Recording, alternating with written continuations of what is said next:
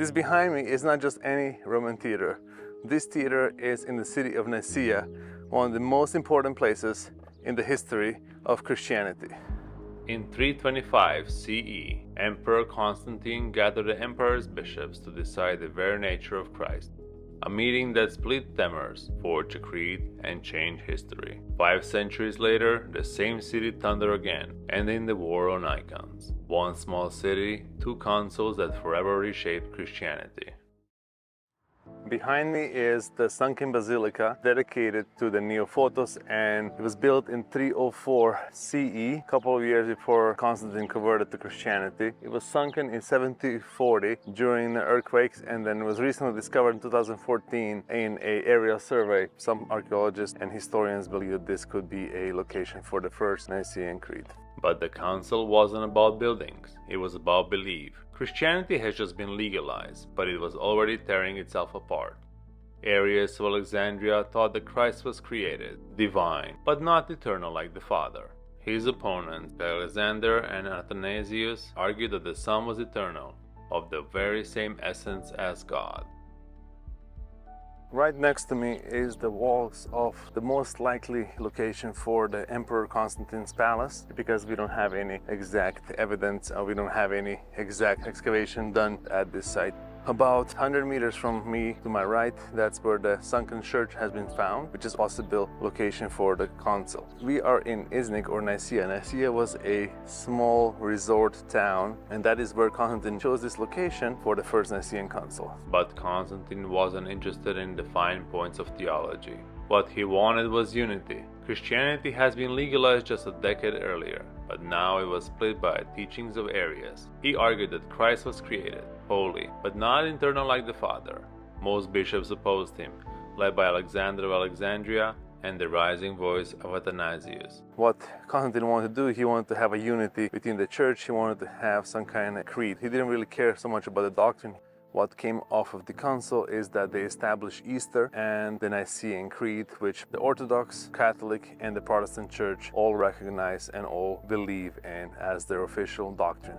Inside, the mood was far from peaceful. Over 200 bishops filled the hall. Arius and his followers were in the minority. Arguments grew so heated that one legend says Saint Nicholas of Myra struck Arius in the anger. Constantine urged compromise, but the bishops pressed for clarity.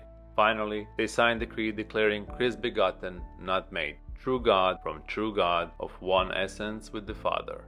Out of hundreds, only 2 refused. Arius was exiled, and the Nicene Creed was born. And if you think the council was dramatic, wait until you hear what happened 5 centuries later, when an empress, a teenage emperor, and a fate of icons shook the empire. Even though Nicaea was a smaller city, it has immense value in the Roman and of course the Christian history. This is the place of the First Ecumenical Council and the 7th, and also the last. So they started with Nicaea and they ended with Nicaea. But Nicaea was more than a council chamber. It was a living city, enclosed by massive stone walls nearly 5 kilometers around, and supplied by aqueducts that carry fresh water into the streets. For a town that might have seemed small and unimportant, its defenses and infrastructure told a different story, and those same walls would guard it for centuries as history passed through. The theater was built in the 2nd century, and the cost would be around $5 million in today's money. It could hold about 15,000 people, and it was one of the biggest theaters in this area of Bithynia. And also it was the only one in all of Asia Minor that was built on a flat ground, so they had to build everything. Usually theaters were built in rocks, but this one was built straight down. Theater here was entertainment, a reminder that Nicaea was a full Roman city, alive with markets and daily life. But while voices echoed across the stage, the most important debates were happening just a few hundred meters away in Emperor's Palace and Hagia Sophia. I'm located in Hagia Sophia in Nicaea. This church was built in the 6th century by the Emperor Justinian, and this is the location of the 2nd Nicene Ecumenical Church Council. This council happened towards the end of the 8th century in 787, and it was a response for a council before that allowed Iconoclasm. For decades, icons of Christ, Mary, and the saints were smashed, their faces carved out, their use banned in churches. Second Council of Nicaea was hosted by the Empress Irene and her son Constantine VI, who was a teenage son. Empress Irene was very fond of the icons and she really wanted them back. So this was a major meeting here to bring back the icons, and that's where they were allowed. The ruling of 1787 CE shaped Christian art for centuries to come. Icons returned to churches and became central to Orthodox worship. And this very building shows the layer of history. Once a Byzantine church, later a mosque under the Ottomans, and still used as a mosque today.